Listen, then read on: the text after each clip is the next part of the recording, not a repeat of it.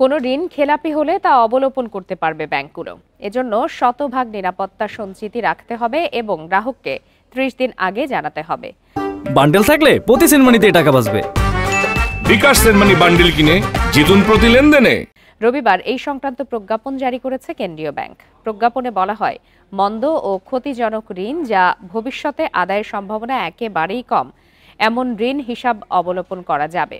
তবে বেশি পুরানো মন্দ ও ক্ষতিজনক হিসাবে শ্রেণীকৃত ঋণ অগ্রাধিকার ভিত্তিতে অবলোপন করা যাবে।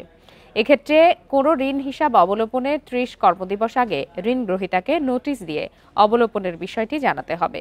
এদিকে নতুন সিদ্ধান্ত অনুযায়ী ব্যাংকের নিজস্ব নীতিমালার আলোকে অবলোপনকৃত ঋণ আদায়ের সঙ্গে সংশ্লিষ্ট কর্মকর্তাদের নগদ প্রণোদনা দেয়া যাবে।